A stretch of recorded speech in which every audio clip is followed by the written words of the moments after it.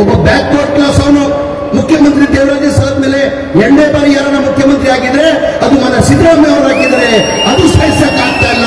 ಒಬ್ಬ backward ಮುಖ್ಯಮಂತ್ರಿನ ತೆಗೆಯಕ್ಕೆ BJP ಅವರು ಪ್ರಯತ್ನ ಮಾಡ್ತಾ ಇದ್ದಾರೆ. ಎಲ್ಲರಿಗೂ ನನ್ನ ನಮಸ್ಕಾರಗಳು. ಜೈ ಭೀಮ್, ಜೈ ಭೀಮ್, ಜೈ ಜೈ ಭೀಮ್. ಸ್ವಲ್ಪ ಜೋರಾಗಿ ಧ್ವನಿಯಲ್ಲಿ ಎತ್ತಿ ಸರ್. ಈಗ ನಡೀತಾರೆ ನೋಡಿರ್ಬೋದು. ಇವತ್ತು ರಾಜ್ಪಾಲ್ ಏನು ಇವತ್ತು ಪ್ರಾಸಿಕ್ಯೂಷನ್ ಕೊಟ್ಟಿದ್ದಾರೆ ಅದು ಸಂವಿಧಾನ ವಿರೋಧ ಕೊಟ್ಟಿರೋದು.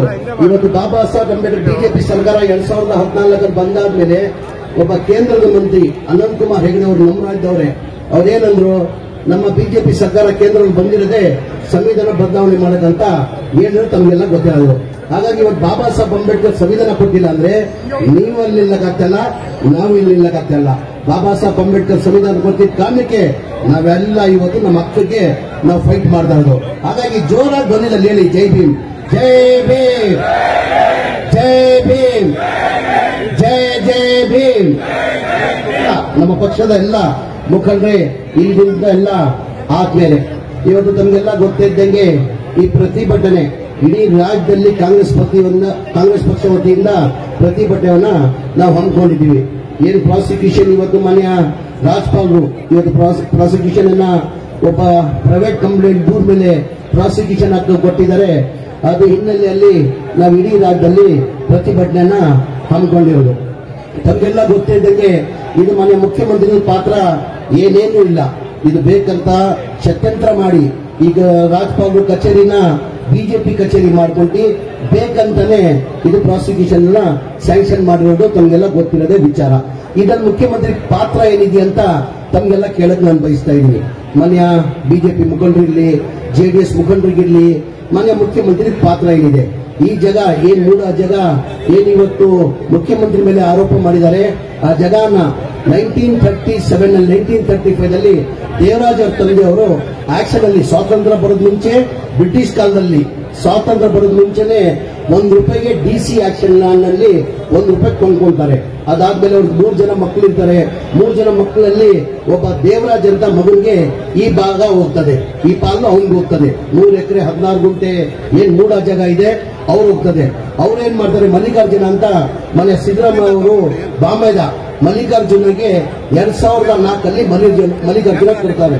ಮಲ್ಲಿಕಾರ್ಜುನ ಅವ್ರು ತಗೊಂಡು ಡಿನೋಟಿಫೈ ಮಾಡಿ 2010 ಆ ಅಕ್ಕನ ಹೆಸರು ಕೊಡ್ತಾರೆ, ಗಿಫ್ಟ್ ಮಾಡ್ತಾರೆ. ಅವ್ರ ಅಕ್ಕನ ಹೆಸರಲ್ಲಿ ಗಿಫ್ಟ್ ಮಾಡ್ತಾರೆ.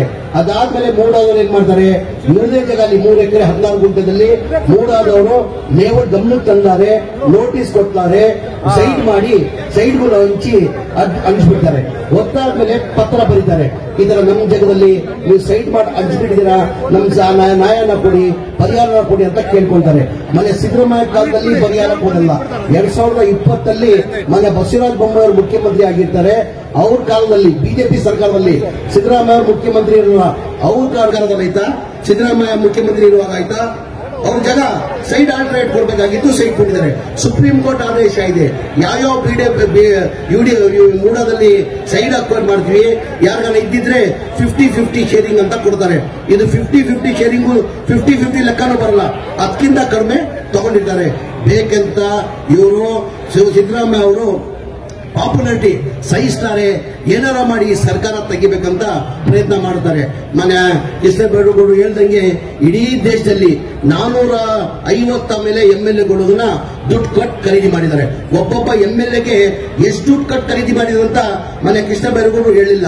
ಒಬ್ಬೊಬ್ಬ MLAಗೆ ಕನಿಷ್ಠ 20 ನಮ್ಮಲ್ಲಿ ನೀವು ನೋಡಿರುವುದಿಲ್ಲ. 2008 ಯಾವತ್ತೂ ಬಿಜೆಪಿಗೆ ಮ್ಯಾಂಡೇಟ್ ಕರ್ನಾಟಕ ರಾಜ್ಯದ ಜನ ಮ್ಯಾಂಡೇಟ್ ಕೊಟ್ಟಿಲ್ಲ, ಯಾವತ್ತೂ ಮ್ಯಾಂಡೇಟ್ ಬಂದಿಲ್ಲ ಅವ್ರಿಗೆ.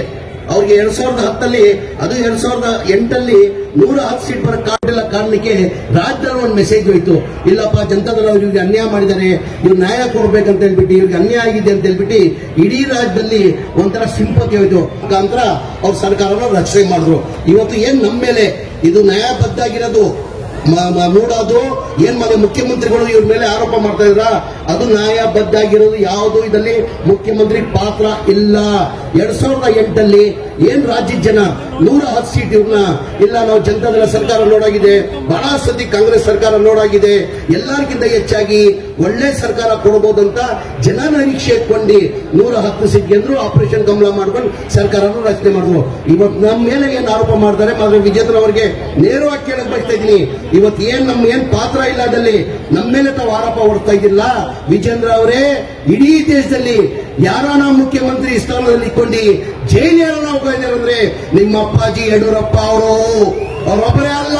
ಅದ್ರ ಜೊತೆಯಲ್ಲಿ 9 ಜನ ಮಂತ್ರಿಗಳು ಜೈಲು ಹೋಗಿರೋದು. 9 ಜನ ಮಂತ್ರಿಗಳು ಜೈಲು ಹೋಗಿರೋದು. ಇವತ್ತು ನಮ್ಮ ಮೇಲೆ ಹೇಳ್ತಾ ಇದ್ರ ಇಷ್ಟೇ ಇವ್ರು ಏನಕ್ಕೆ ಸಹಿಸಕ್ ಆಗ್ತಾ ಇಲ್ಲ ಅಂದ್ರೆ ಇವತ್ತು ನಾವು ಅಲ್ಲಿ 5 ಗ್ಯಾರಂಟಿ ಇವ್ರೇನು ನಿರೀಕ್ಷೆ ಇಟ್ಟಿರ್ಲಿಲ್ಲ. ಈ 5 ಗ್ಯಾರಂಟಿಯನ್ನ ಲಾಗು ಮಾಡ್ತಾರೆ. ಬರೀ ಚುನಾವಣೆ ಘೋಷಣೆ ಮಾಡಿರೋದು ಇವರು. ಈ 5 ಗ್ಯಾರಂಟಿಯನ್ನ ಲಾಗು ಮಾಡೋಕ್ಕಾಗಲ್ಲ. ಈ 5 ಗ್ಯಾರಂಟಿನ ಲಾಗು ಮಾಡಬೇಕಾದ್ರೆ ಕನಿಷ್ಠ 55,000 ಇಂದ 60,000 ಕೋಟಿ ಆಗ್ತದೆ. ಈ 5 ಗ್ಯಾರಂಟಿ ಲಾಗು ಆಗಲ್ಲ ಅಂದ್ರು. ನಮ್ಮ ಸರ್ಕಾರ ಬಂದು 1 ತಿಂಗಳಲ್ಲೇ ಈ 5 ಗ್ಯಾರಂಟಿಯನ್ನ ಲಾಗು ಮಾಡಿದ್ವಿ. ಅವ್ರು ನಿರೀಕ್ಷೆ ಇಟ್ಟಿರಲಿಲ್ಲ. ನಾವು ಲಾಗು ಮಾಡ್ತೀವಿ ಅಂತ ನಾವು ನಿರೀಕ್ಷೆ ಇಟ್ಟಿರಲಿಲ್ಲ. ಲೋಕಸಭಾ ಚುನಾವಣೆಯಲ್ಲಿ ಮನೆ ವಿಜೇಂದ್ರ ಅವರಿಗೆ ಬಿಜೆಪಿ ಅವ್ರಿಗೆ ಹೇಳಕ್ ಬಯಸ್ತಾ ಇದ್ದೀನಿ. ಲೋಕಸಭಾ ಚುನಾವಣೆಯಲ್ಲಿ ನಾವು ನಿರೀಕ್ಷೆ ಇಟ್ಟಿದ್ವಿ 18ರಿಂದ 20 ಸೀಟ್ ಗೆಲ್ತೀವಂತ ನಾವು ನಿರೀಕ್ಷೆ ಇಟ್ಕೊಂಡಿದೀವಿ. ನಿರೀಕ್ಷೆ ತಕ್ಕಂಗೆ ನಮ್ ರಿಸಲ್ಟ್ ಬಂದಿಲ್ಲ. ನಾವು ಒಂದಿದ್ದು 9 ಗೆದ್ವಿ. ಆದ್ರೆ ನಾವು ಪರ್ಸೆಂಟೇಜ್ ನೋಡ್ಕೊಂಡ್ರೆ 9 ಗೆದ್ದಿರ್ಬೋದು. 2019 ಏನ್ ಪರ್ಸೆಂಟೇಜ್ ಬಂದಿತ್ತು ಅದಕ್ಕಿಂತ 10% ನಮ್ಗೆ ಜಾಸ್ತಿ ಮತ ಬಂದಿದೆ. 10% ಜಾಸ್ತಿ ಮತ ಬಂದಿದೆ. ಬಹಳ ಜನ ಮುಖಂಡರುಗಳು ಬಂದಿದ್ರು ಮನೆ ಮುಖ್ಯಮಂತ್ರಿಗೆ, ಉಪಮುಖ್ಯಮಂತ್ರಿಗೆ, ಇಲ್ಲ ಸರ್ ಈ ಗ್ಯಾರಂಟಿಗಳು ಏನೇನು ಉಪಯೋಗ ಆಗಲಿಲ್ಲ, ಈ ಗ್ಯಾರಂಟಿಯನ್ನು ತೆಗೆದಾಕಿ ಅಂದ್ರು. ಮನೆ ಉಪಮುಖ್ಯಮಂತ್ರಿಗಳು ಒಂದೇ ಮಾತಂದ್ರಿ, ಈ ಗ್ಯಾರಂಟಿಯನ್ನು ನಾವು ಕೊಟ್ಟಿರೋದು ರಾಜಕೀಯ ಲಾಭಕ್ಕೋಸ್ಕರ ಇಲ್ಲ, ಬಡವರಿಗೆ ಒಳ್ಳೇದಾಗಿ ಅಂತ ಕೊಟ್ಟಿರೋದು. ಕಾಂಗ್ರೆಸ್ ಸರ್ಕಾರ ಯಾವತ್ತವರೆಗೂ ಅಧಿಕಾರದಲ್ಲಿರ್ತದೆ ಈ ಗ್ಯಾರಂಟಿಗಳು ನಿಲ್ಲಿಸೋದು ಪ್ರಶ್ನೆನೇ ಬರಲ್ಲ ಅಂದ್ರು. ಅಂದ್ರೆ ಕಾಂಗ್ರೆಸ್ ಪಕ್ಷ ದಯಮಾಡಿ ಇದೆಲ್ಲ ರಾಜ್ಯದ ಜನ ತಾವು ಅರ್ಥ ಮಾಡ್ಕೊಳ್ಬೇಕು. ಮನೆ ರಾಜ್ಯಪಾಲರಿಗೆ ಮಾಧ್ಯಮ ಮುಖಾಂತರ ಅವ್ರು ಮಾತಾಡಕ್ ಬಯಸ್ತಾ ಇದ್ದೀನಿ. ಏನಂತ ಯಾವ ದೂರ ಮೇಲೆ ನೀವು ತಗೊಂಡಿದ್ರ? ಹೋದ ತಿಂಗಳು ಜುಲೈದಲ್ಲಿ 26ನೇ ತಾರೀಕು ಒಂದು ಪ್ರೈವೇಟ್ ಕಂಪ್ಲೇಂಟ್ ಅಬ್ರಾಹಿಂ ಅವನು 26ನೇ ತಾರೀಕಿಗೆ ಬಂದು ತಮ್ಮ ದೂರು ಕೊಡ್ತೀರಾ, ಅದೇ ದಿನ ಸಾಯಂಕಾಲ ಮಾಡಲ್ಲ ಇಷ್ಟೆಲ್ಲ ನೋಡ್ಬೇಕಾನೆ, ಸ್ಟಡಿ ಮಾಡಬೇಕು, ಓದ್ಬೇಕು, ಕನಿಷ್ಠ 3-4 ದಿನ ಆಗ್ತದೆ. 26ನೇ ತಾರೀಕಿಗೆ ದೂರು ಕೊಡ್ತದೆ, ಸಾಯಂಕಾಲ ಸಿಎಂ ಮುಖ್ಯಮಂತ್ರಿಗೆ ನೋಟಿಸ್ ಕಳಿಸ್ತಾರೆ. ಅದಕ್ಕಿಂತ ಮುಂಚೆ ಇದೇ ಇಬ್ರಾಹಿಂ ಅವರು ಏನ್ 26ನೇ ತಾರೀಕು ಜುಲೈಯಲ್ಲಿ ಏನ್ ರಾಜ್ಯಪಾಲರಿಗೆ ದೂರು ಕೊಡ್ತಾರೆ, ಅದಕ್ಕಿಂತ ಮುಂಚೆ ಮೈಸೂರಲ್ಲಿ ಲೋಕಾಯುಕ್ತದಲ್ಲಿ 15 ದಿನ ಹಿಂದೆ ಅವ್ರು ಕಂಪ್ಲೇಂಟ್ ಕೊಟ್ಟಿದ್ದಾರೆ. ಅದು ಎಫ್ಐಆರ್ ಆಗಿರಲ್ಲ. ಒಂದೇ ದಿನಕ್ಕೆ ತಾವೆಲ್ಲ ಮಾಧ್ಯಮದವರು ಅರ್ಥ ಮಾಡ್ಕೊಳ್ಬೇಕಾಗ್ತದೆ. ಆಯ್ತಪ್ಪ, ಈಗ ಪ್ರಾಸಿಕ್ಯೂಷನ್ ಮಾನ್ಯ ಮುಖ್ಯಮಂತ್ರಿಗಳು ಕೊಟ್ಟಿದ್ರ, ಈಗ ಪ್ರಾಸಿಕ್ಯೂಷನ್ ಇದೆ. ಮಾನ್ಯ ಕುಮಾರಸ್ವಾಮಿ ಅವರ ಮೇಲೆ ಕೇಂದ್ರದ ಮಂತ್ರಿ ಆಗಿದ್ದಾರೆ. ಕುಮಾರಸ್ವಾಮಿ ಅವರೇ ಲೋಕಾಯುಕ್ತದವ್ರು ಕೇಳಿದ್ದಾರೆ, ಇದುವರೆಗೂ ಕೊಟ್ಟಿಲ್ಲ. ಮನೆ ಮಾಧ್ಯಮ ಸ್ನೇಹಿತರು ಕೇಳ್ತಾ ಇದ್ರೆ ಅವಾಗ ಮಾಧ್ಯಮದಲ್ಲಿ ನಾವು ನೋಡ್ತೀವಿ ಮಾನ್ಯ ಮುಖ್ಯಮಂತ್ರಿಗಳು ರಾಜೀನಾಮೆ ಕೊಡಬೇಕಂತೆ. ಏನಕ್ಕೆ ಸ್ವಾಮಿ ಮಾನ್ಯ ಮುಖ್ಯಮಂತ್ರಿಗಳು ರಾಜೀನಾಮೆ ಕೊಡಬೇಕು? ಕೇಂದ್ರದಲ್ಲಿ ಮಂತ್ರಿಯಾಗಿರೋ ಕುಮಾರಸ್ವಾಮಿ ಮೇಲೆ ಲೋಕಾಯುಕ್ತವ್ರು ಕೇಳಿದಕ್ಕೆ ಪರ್ಮಿಷನ್ ಕೊಡಲ್ಲ. 4 ಜನ ಮಂತ್ರಿ ಮೇಲೆ, ಇದೇ ಮಾಜಿ ಮಂತ್ರಿಗಳ ಮೇಲೆ ಕೇಳ್ತಾರೆ. ಜನಾರ್ದನ್ ರೆಡ್ಡಿ ಬಗ್ಗೆ ಕೇಳ್ತಾರೆ, ಶಶಿಕಲಾ ಜೊಲ್ಲೆ ಬಗ್ಗೆ ಕೇಳ್ತಾರೆ. ಅವ್ರಿಗೆಲ್ಲ ಯಾರಿಗೂ ಸ್ಯಾಂಕ್ಷನ್ ಕೊಡಲ್ಲ, ಮನೆ ಮುಖ್ಯಮಂತ್ರಿಗಳು ಕೊಡ್ತಾರೆ. ದಯಮಾಡಿ ರಾಜ್ಯದ ಜನ ಅರ್ಥ ಮಾಡ್ಕೊಳ್ಬೇಕಾಗ್ತದೆ. ಈ ಬಿಜೆಪಿಯವರು ಬೇಕಂತ ನಾವು ಒಳ್ಳೆ ಕೊಡ್ತಾ ಇರೋ ಸರ್ಕಾರ ಅವ್ರು ಸಹಿಸಕ್ ಸಾಧ್ಯ ಆಗ್ತಲ್ಲ. ಆಮೇಲೆ ಮಾನ್ಯ ಸಿದ್ದರಾಮಯ್ಯ ಅವರು ಪಾಪ್ಯುಲಾರಿಟಿ ಸಹಿಸಕ್ ಸಾಧ್ಯ ಆಗ್ತಲ್ಲ. ಅದಕ್ಕಿಂತ ಹೆಚ್ಚಾಗಿ ಅವ್ರಿಗೇನಾಗಿದೆ, ಒಬ್ಬ ಬ್ಯಾಕ್ವರ್ಡ್ ಕ್ಲಾಸ್ ಅವನು ಮುಖ್ಯಮಂತ್ರಿ ದೇವರಾಜ ಸಾದ್ ಮೇಲೆ 2ನೇ ಬಾರಿ ಯಾರನ್ನ ಮುಖ್ಯಮಂತ್ರಿ ಆಗಿದ್ರೆ ಅದು ಮನ ಸಿದ್ದರಾಮಯ್ಯ ಅವರು ಹಾಕಿದ್ದಾರೆ. ಅದು ಸಹಿಸಕ್ ಆಗ್ತಾ ಇಲ್ಲ. ಒಬ್ಬ ಬ್ಯಾಕ್ವರ್ಡ್ ಮುಖ್ಯಮಂತ್ರಿನ ತೆಗೆಯಕ್ಕೆ ಬಿಜೆಪಿ ಅವರು ಪ್ರಯತ್ನ ಮಾಡ್ತಾ ಇದ್ದಾರೆ. ದಯಮಾಡಿ ಈ ಹೋರಾಟವನ್ನು ನಾವು ನ್ಯಾಯಾಲಯದಲ್ಲಿ ನ್ಯಾಯ ಸಿಗ್ತದ ವಿಶ್ವಾಸ ಇದೆ. ಈಗ ಗೊತ್ತು, ಈ ರಾಜ್ಯಪಾಲರು ಕಚೇರಿನ ಬಿಜೆಪಿ ಕಚೇರಿ ಉಪಯೋಗಿಸಿಕೊಂಡು ಇವತ್ತು ಈ ಕೆಲಸನ ಮಾಡಿದ್ದಾರೆ.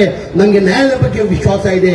ಇವತ್ತು ನ್ಯಾಯಾಲಯದಲ್ಲಿ ನಮ್ಗೆ ವಿಶ್ವಾಸ ಸಿಗ್ತದಂತ, ನ್ಯಾಯಾಲಯದಲ್ಲಿ ನಮ್ಗೆ ನ್ಯಾಯ ಸಿಗ್ತದಂತ ನಂಗೆ ವಿಶ್ವಾಸ ಇಟ್ಕೊಂಡು ಏನಾರ ಮಾಡಲಿ ಬಿಜೆಪಿ ಅವರು, ಜನತಾದಳದಲ್ಲಿ ಏನಾರ ಮಾಡಲಿ, ಸಿದ್ದರಾಮಯ್ಯನ ಮುಖ್ಯಮಂತ್ರಿ ಆಗಿರ್ಸಕ್ಕೆ ಸಾಧ್ಯ ಇಲ್ಲ. ನಮ್ಮ ಪಕ್ಷದ ಹೈಕಮಾಂಡ್, ಎಲ್ಲ ಶಾಸಕರು, ಎಲ್ಲ ಸಚಿವರು, ಎಲ್ಲ ಕಾರ್ಯಕರ್ತರು, ಎಲ್ಲ ರಾಜ್ಯದ ಜನ, 7 ಕೋಟಿ ರಾಜ್ಯದ ಜನ ಸಿದ್ದರಾಮಯ್ಯ ಜೊತೆ ಇದ್ದಾರೆ.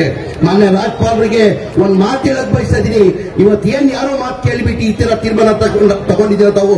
ಏನಾರ ಗಲ್ಲೆ ಆಗಿ ಗಲಾಟೆ ಆಗಿ ಅಲ್ಲೇನಾರ ಆದ್ರೆ ರಾಜ್ಯಪಾಲರು ಜವಾಬ್ದಾರಿ ಆಗ್ತಾರೆ. ರಾಜ್ಯಪಾಲರು ಇದಕ್ಕೆ ಜವಾಬ್ದಾರಿ ಆಗ್ತಾರೆ. ಜನ ಸುಮ್ಕೂರಲ್ಲ, ಕರ್ನಾಟಕ ರಾಜ್ಯದ ಜನ ಸುಮ್ಕೂರಲ್ಲ. ಅದ್ ಹೇಳ್ತಾ ನಮ್ಗೆ ನನ್ನ ನ್ಯಾಯಾಲಯ ಬಗ್ಗೆ ವಿಶ್ವಾಸ ಇದ್ದಿದ್ದ ಕಾರಣಕ್ಕೆ ನ್ಯಾಯಾಲಯದಲ್ಲಿ ನಮ್ಗೆ ವಿಶ್ವಾಸ ಇಟ್ಕೊಂಡು ನನ್ನ ಮಾತು ಮುಗಿಸ್ತೀನಿ. ಜೈ ಹಿಂದ್, ಜೈ ಕರ್ನಾಟಕ.